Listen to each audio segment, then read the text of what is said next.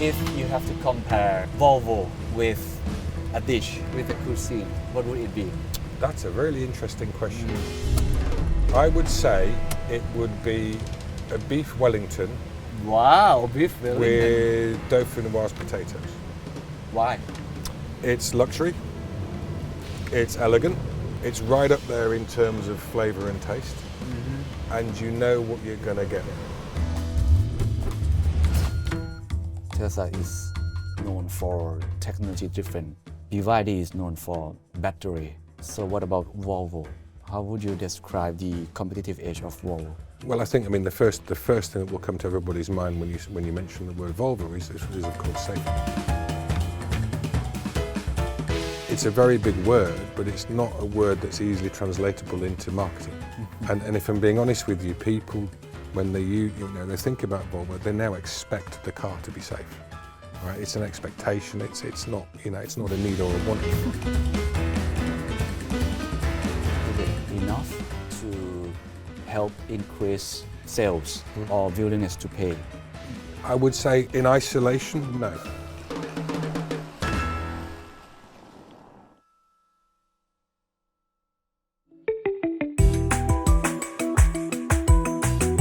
The Secret Sauce สวัสดีครับผมเคนนักครินทร์และนี่คือ The Secret Sauce What's your secret สนับสนุนโดย Volvo Car Thailand 10 กว่าปีก่อนครับเมื่อพูดถึงแบรนด์รถยนต์ Volvo รถยุโรปหลายคนนึกถึงคำว่าความปลอดภัยแบรนด์ที่เต็มไปด้วยภาพจำของความเรียบครึ้มไว้ใจได้เพียง10 ปีผ่านไปครับโลกของยานยนต์เปลี่ยนไปแล้วครับเมื่อคลื่นพลังงานสะอาดเริ่มก่อตัวและเทคโนโลยีไฟฟ้ากลายเป็นจุดเปลี่ยนของอุตสาหกรรม Volvo จึงต้องขยับอีกครั้งครับเพื่อตอบโต้คลื่นใหม่ครั้งนี้ด้วยการตั้งเป้าหมายใหญ่ว่าภายในปี 2030 ทุกคันที่ออกจากโรงงานของ Volvo จะต้องเป็นรถยนต์ไฟฟ้า 100% ทำให้ตลอดทศวรรษที่ผ่านมา Volvo มียอดขายทั่วโลกเพิ่มขึ้นกว่าเท่าตัวและเชื่อไหมครับว่าครึ่งหนึ่งของยอดขายเหล่านั้นคือรถพลังงานไฟฟ้าในขณะที่ประเทศไทยครับภาพการเปลี่ยนแปลงนี้ยิ่งชัดเจนจากแบรนด์ยุโรปที่ค่อนข้างเฉพาะกลุ่มกลายเป็นผู้เล่นหลักในตลาดรถไฟฟ้าพรีเมียมยอดขายเติบโตกว่า2 เท่าในเวลาเพียงแค่ 4 ปีสะท้อนความเชื่อมั่นของผู้บริโภคที่เริ่มเปิดรับยานยนต์ไฟฟ้ามากขึ้นทุกวันและภาพลักษณ์ของ Volvo ที่ดูทันสมัยมากขึ้นคำถามก็คือหลังจากนี้เส้นทางของ Volvo จะมุ่งไปทางไหนความปลอดภัยที่เคยเป็น DNA หลักของแบรนด์จะเพียงพอหรือไม่ในวันที่ผู้บริโภคมองหามากกว่าแค่ความปลอดภัยแต่คือความฉลาดความยั่งยืนและเทคโนโลยีที่ตอบโจทย์อนาคตดีไซน์หรือบนถนนครับที่เต็มไปด้วยผู้เล่นหน้าใหม่มากมาย Volvo จะเลือกขับเคลื่อนไปข้างหน้าด้วยกลยุทธ์แบบใด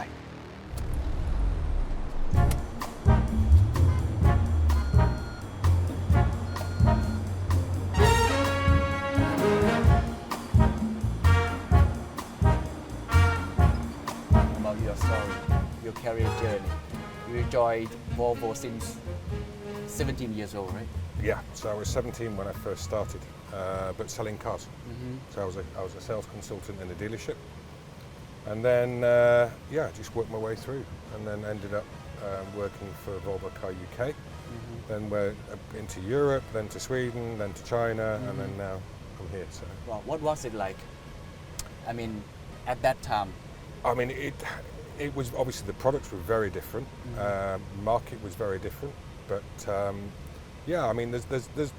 there's always advantages and disadvantages of any area. I would say that obviously then it was a lot more simple, so there was a lot less technology.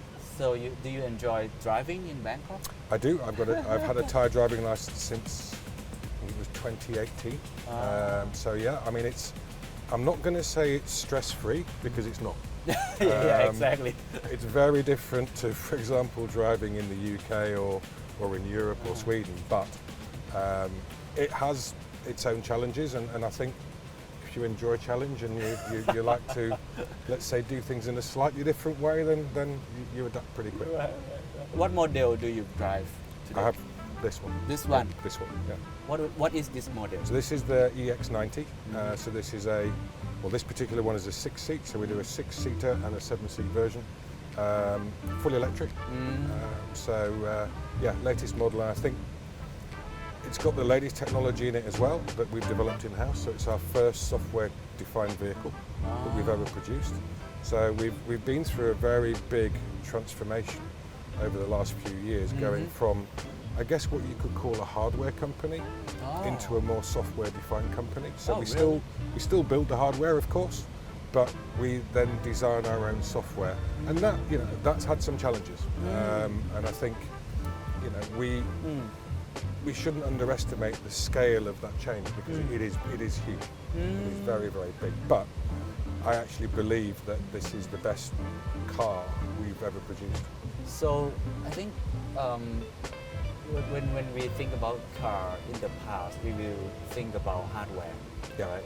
Yep. But as you mentioned earlier, it has transformed to more software side. Yes. So tell me more about this model. What are the highlights?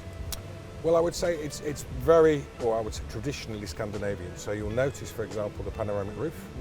There's a very simple reason behind that, and that is that obviously in Scandinavia, a lot of the time it is dark. So winter time, there's very little daylight. Okay. So one of the things you will always see, for example, in a Volvo is you will find a blonde headlining, whereas in other cars you'll notice it's more darker. Oh yeah, exactly. The reason for the panoramic roof together with the blonde is to create light. Okay. So it's maximizing the light that's available. So they are built for the dark So zone. it's built, yes. Yeah. So basically the inspiration comes from the Scandinavian winter. It's maximizing light. We have a saying that Scandinavian design is more about form follows function. Yes. In the sense of we don't build technology for technology's sake. It needs to be there for a purpose. More importantly, it needs to be intuitive to use. And I think it becomes then uncluttered. So it's a very minimalistic, if you notice inside, but on purpose. It's very uncluttered. But it takes a lot of its design cues from the Swedish countryside. Oh yeah. So it So you links- try to keep Scandinavian identity Yes. in your yes. products. And that's because we're a Scandinavian company. We're still registered in Scandinavia. We're 98 years old. We'll soon be 100 years old. And we stick with our roots. Wow, but you come from the UK. What is your most favorite dish? British dish, Yeah. I would say the favourite is one of two. It's actually two. If it's morning time, it's a proper traditional English breakfast. English breakfast. Yeah. And if it's for an evening meal or lunchtime, it would be a Sunday roast. Sunday roast. Yeah. For sure. They're the two ones that the go-tos. Yeah. So let me put it this way. If you have to compare Volvo with a dish, with a cuisine, what would it be? That's a really interesting question. I would say it would be a beef Wellington Wow, beef Wellington. with dauphinoise potato. Why? It's luxury. It's elegant. It's right up there in terms of flavour and taste. And you know what you're going to get. และทำไมเขาถึงเชื่อว่า Scandinavian Philosophy หรือ Scandinavian Design น่าจะเป็น The Secret Sauce ของเขาได้ วันนี้ผมได้พูดคุยกับตัวจริงเสียงจริงนะครับ เป็นผู้บริหารประจำประเทศไทยและมาเลเซีย นั่นก็คือคุณคริสเวลส์ครับตลอดช่วงเวลากว่า 20 ปีที่ผ่านมาครับ Volvo ผ่านการเปลี่ยนแปลงครั้งสำคัญ 2 ยุคครับ จากการเป็นส่วนหนึ่งของ Ford Motor Company สู่การอยู่ภายใต้การบริหารของ Geely Holding Group ในปี 1999 Ford เข้าซื้อกิจการของ Volvo และรวมเข้าเป็นส่วนหนึ่งของ Premier Automotive Group ร่วมกับแบรนด์รถหรูของ Ford ณ ขณะนั้น แนวทางหลักในยุคนั้นครับคือการรวมทรัพยากรและลดต้นทุนผ่านการใช้แพลตฟอร์มร่วมกันระหว่างแบรนด์ในเครือแต่ในที่สุดครับเมื่อสถานการณ์ทางการเงินของ Ford เปลี่ยนไปปี 2010 ครับ Volvo ก็ถูกขายต่อให้กับ Geely Holding Group จากประเทศจีนหลังการเปลี่ยนมือครับ Geely ยังคงให้ Volvo ดำเนินงานอย่างอิสระตามแนวทางแบบ Swedish ที่แบรนด์ยึดถือมาตลอดพร้อมสนับสนุนด้านเงินทุนการพัฒนาเทคโนโลยีและการปรับโครงสร้างต้นทุนเพื่อเพิ่มความสามารถในการแข่งขันคำถามที่หลายคนอยากรู้นะครับก็คือ Volvo ในยุคที่ทำงานร่วมกันกับ Geely จะเดินหน้าไปในทิศทางไหนและอะไรคือสิ่งที่กำลังจะเปลี่ยนไปจากเดิมครับ So tell me more about I would start with a big picture. How do you assess or how do you see the current state of the automotive industry today? Are you talking Thailand, Malaysia, or globally? globally first, Globally. and then you can give me Well, that's a big question, huh? yeah. If you look at the global market where it is today, I mean, it's not without its challenges. Obviously, everybody's seen the news. You know, there's tariffs, there's different regulations in different parts of the world as well. So what we see if you look at, for example, EV cars is that the uptake of EV, again, is very, very different depending on where you are in the world. So, for example, in Europe, it took a big increase last year. It's plateaued a little bit this year, but it's very much incentive driven in Europe. US is a lot slower, but again, the legislation in the US has changed, and then of course China is gone extremely fast into the EV space, especially with the local brands in China. And if I look at, for example, Thailand and Malaysia, in Thailand we're already at over 80% of what we have in Thailand is already EV. If we look at, for example, pure battery electric cars and plug-in hybrid cars, it's 100%. We don't sell any internal combustion engine only cars. Malaysia is slightly different. So Malaysia, it's 80% if we combine plug-in hybrid and full electric cars, with the remaining 20% being the KERS, or what we call the kinetic energy or mild hybrid cars. So it depends on where you are, infrastructure, incentives, you know, it's very mixed picture. Paint us a picture. How, I mean, for Volvo, how do you stay competitive in this dynamic market? How do you see this competitive market look like? I think, you know, I think you've got to localize. So for example, for me, obviously my main focus isn't on what's happening in Europe or China or the US. It's what's happening in Thailand and Malaysia. And I think it's very important to just focus on the consumers that you are there to either support or provide your products for. So, for example, not everything that is sold in the US or in Europe would be compatible for the customers in Thailand and Malaysia. So I think you've got to very much localize and understand the local market where you operate so that you can then adjust accordingly what you offer, rather than, for example, just bringing everything in. It would then actually, in my view, create more confusion because there'll be certain cars and products in there that wouldn't fit what, for example, the Thai or the Malaysian consumer would want. So I think it's about understanding, it's about listening to customers and then adapting what you offer, what you sell, what you provide, the ownership experience, etc. But it's very much localized for what the consumer needs. Interesting. And as we had a discussion in the car, that Volvo has been known for, you know, safety and sustainability for a long time. So how do you stay competitive in the EV era? The word I would use is flexibility, is to stay very close to your consumer, understand what the consumer wants, understand as well importantly when you don't get something right. Because it's super important to learn that when things do go wrong, because at the end of the day everybody's human, is okay, how do we fix that so that it doesn't happen again, but we make sure that we give our customers the ownership experience that they want, but also the products that they want. And I think we do that in a number of reasons. I mean, you're right, we've always been known for safety. So 98 years is what we've been around for, and we've you know, ever since that first car rolled off the production line in 1927, it was all about people and safety. And that will always be the case. It will never change.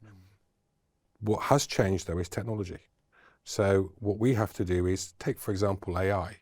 We now use AI and the capabilities that it gives us to even build further on the knowledge that we have when it comes to road safety. So then we can build and adapt our cars to fit the needs and also the dynamics of the environment that they're operating in, both for the people inside the car, but more importantly as well, the people outside the car. Let's say a traditional hardware company into a software-defined company is a huge step. So tell me more about the more specific journey. How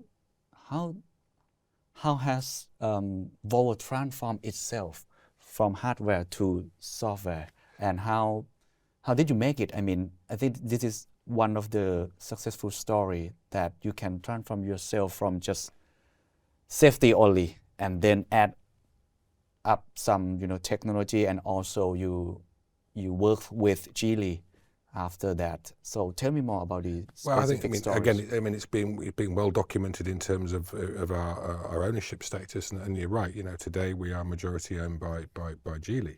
That said, and I think it's very important that people also understand that we are still a Swedish company.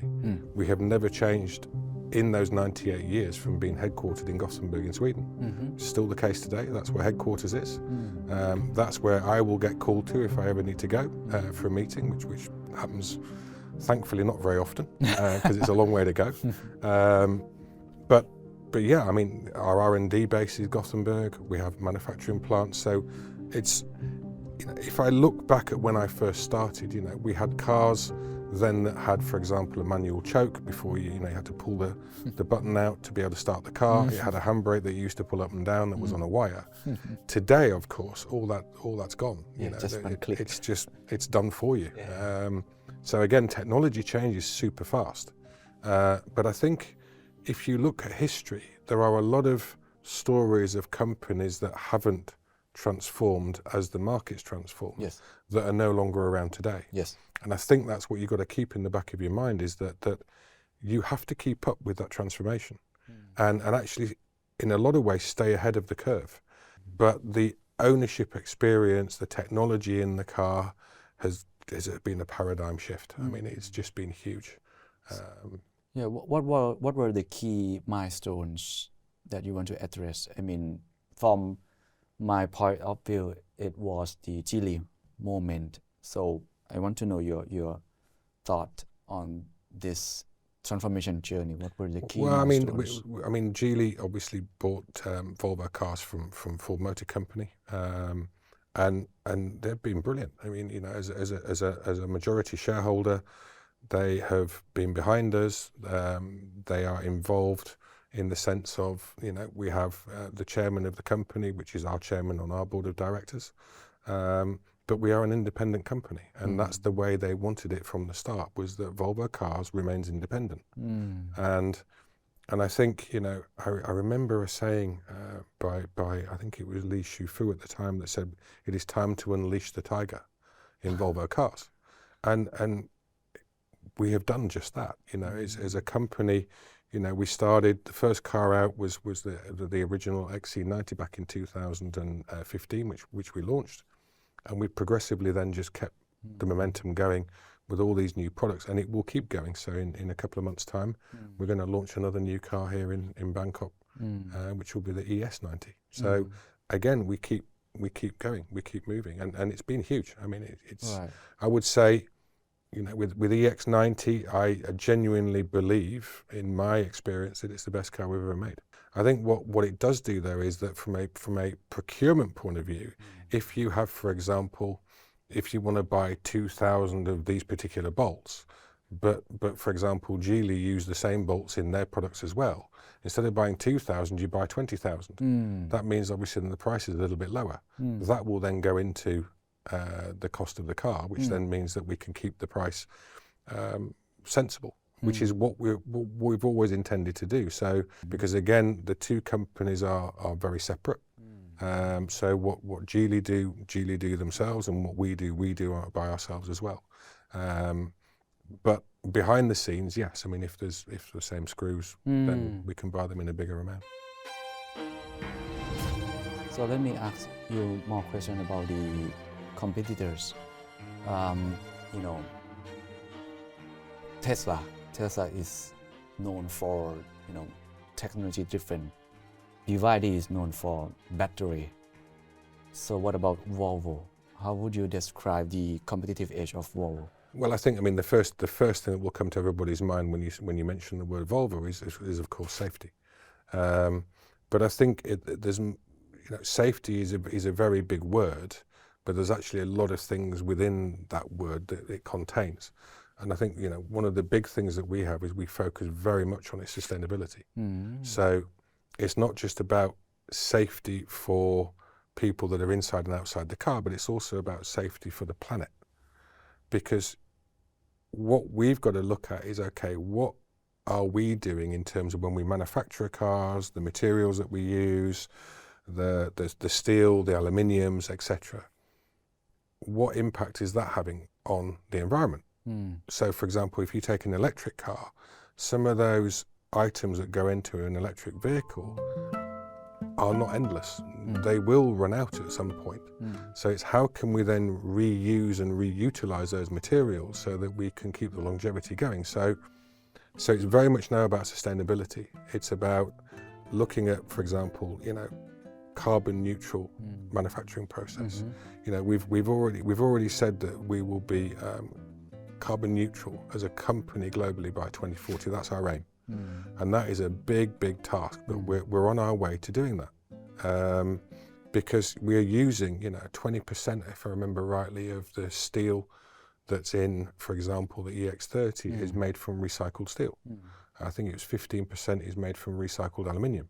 And every new car that we keep bringing out will have more and more components that have been either reused or recycled.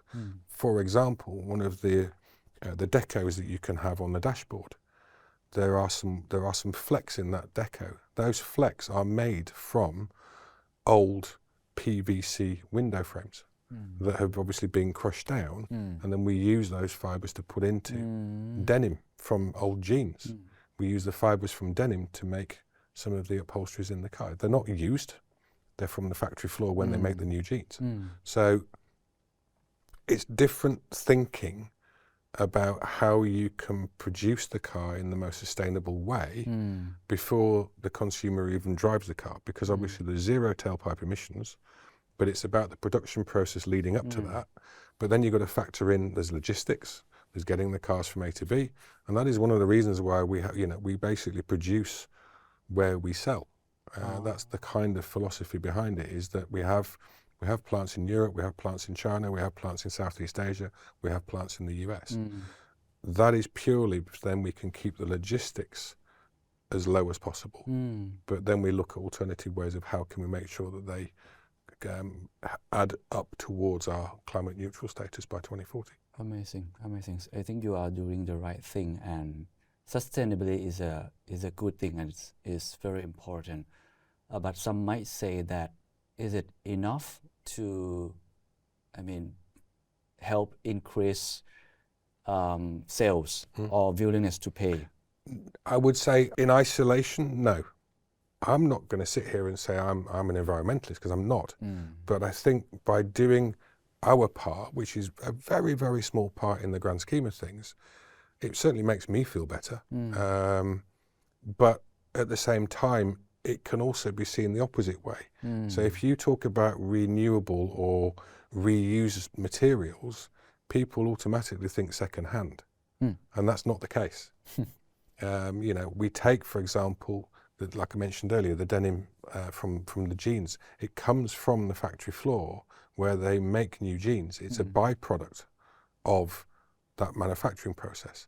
So instead of throwing it away where it will go into landfill, we can reuse it and actually make an interior seating out of it. It's the same, for example, with the wood deco that we have in our cars. It comes from certified FSC forests in Finland and Sweden. So we know where our components come from, and we use blockchain technology. It's an easy word to read but hard to say, to basically trace where all the rare items come from when it comes to making, for example, batteries. What is your strategy?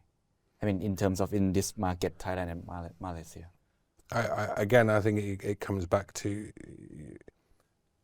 things change. Okay, so we've had a lot of years of let's say reasonable economic growth. We've seen tourist rebound, etc. That's now slowed down. We're in, like you say, a different economic situation, and certainly with people who need to go to borrow money, that is even more difficult on top of that.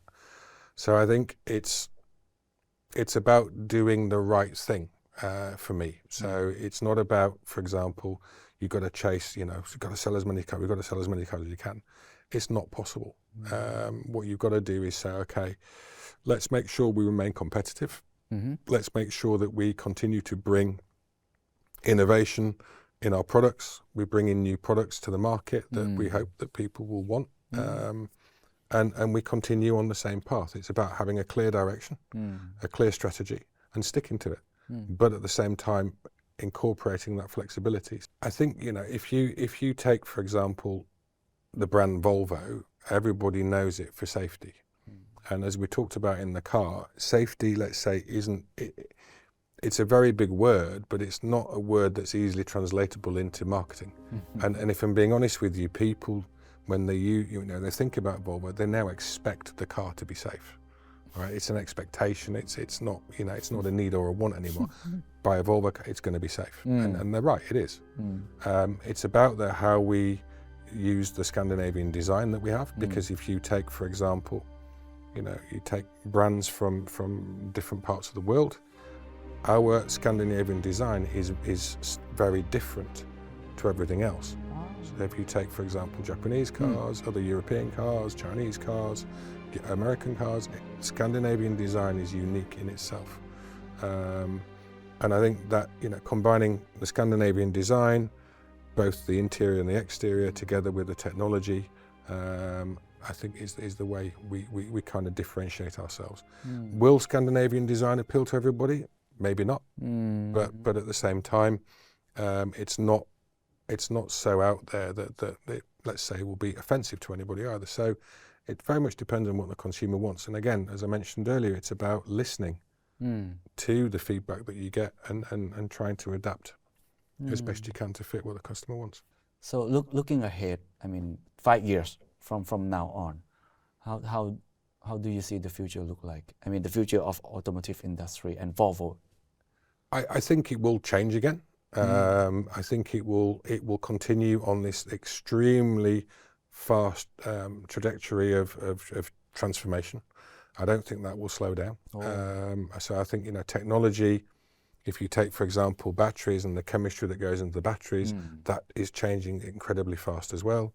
So yes, it will be different in 5 years' time. Will it be completely different? Will it be the same size of shift that we've seen over the last few years? Not so sure it will, but it will continue to adapt and evolve moving forwards. So yeah, I think it's exciting, and I think it's an exciting part to be part of that huge change, and then seeing where it ends up. Yeah, it's really exciting, but some might say it's very challenging as well. That's why I've got grey hair. But I just want you to paint us a picture of what the future look like in terms of where we're heading to. EV will take over, or we will turn back to, I'm not sure, hybrid or hydrogen or solid state. So what is your view on this? There's a very simple answer to give you, and actually that is completely down to the consumer. Because at the end of the day, the consumer decides what they want. If you're a full EV brand today, there are going to be customers that do not want an EV today, and that's okay, because everybody has a different need and want, and maybe uses the car in a different way. So I think for me, we will continue to have a balanced portfolio. So, we set an objective that we have changed, where we wanted to be full EV by the end of this year. We've actually changed that ever so slightly, because we're already at 82%. Okay. So 82% of all Volvos in Thailand are full EV cars. Wow. The rest are plug-in hybrids. And what we're seeing is that we need that balanced portfolio, because people are changing at slightly different speed. So I think, again, flexibility is key. Will it be full EV? I think there may be some hydrogen out there as well, but I do believe that actually electric is the way it's going to go. And we as a company also believe that electric is the way it's going to go. So I think depending on legislation, because I think, to speed up the adoption of EV, my colleagues in the wider industry, together with obviously local politicians and governments, we all need to work together to make that happen. It can't be done in isolation. Infrastructure is one of those. Taxation, incentives, there's so many things that go into it. So yeah, I mean, it very much depends on where you're operating. If you take, for example, Thailand, the adoption to EV has been very, very fast. I mean, like incredibly fast. In Malaysia, it's a slightly slower pace, but again, it's about the infrastructure development, which also happened pretty fast in Thailand. Malaysia is certainly catching up, and I think we'll see that transformation. And from my perspective, will take the learnings that I have had from Thailand and of course use those in Malaysia as well. So it's I think it will be EV predominantly, to give you a firm answer, but I think there will still be a mixture of, let's say, plug-in hybrid together with maybe hydrogen as well. Wow, very exciting in the next 5 time. years. Yeah, Yeah. very exciting time. What about the most important skill that we should have if we want to work in this industry, automotive industry? Most important, there's two, I would say. One is, and I keep using the same word, but it's flexibility, and the willingness to adapt and change. And the other one is listening. You need to listen. You need to be a good listener and listen to, especially if you get things wrong, and make sure that you learn from that and adapt accordingly. So I would say listen and be prepared to have continual change, because no day is the same. It changes every single day. Yeah, impressive. And you have worked in this industry for 30 years, and I think you will keep going and going. So what do you like most in this industry? What is your passion? I mean, I'll be honest though. I mean, I've always been interested in cars ever since I was maybe this high. So my parents weren't, but I've always been interested for some reason. So I think it was always a natural thing for me that I was always going to end up doing something with automotive. But did I think when I first started in 1988 that I'd be sat here? No. But you take the opportunities when they come, and you keep trying to adapt and learn, and yeah, that's basically how it's happened. Amazing. Thank you so much for sharing your Been a pleasure. insights and your journey. Thank you so Pleasure. much. No I learned a problem. lot. ขอบคุณครับ ขอบคุณครับ Thank you.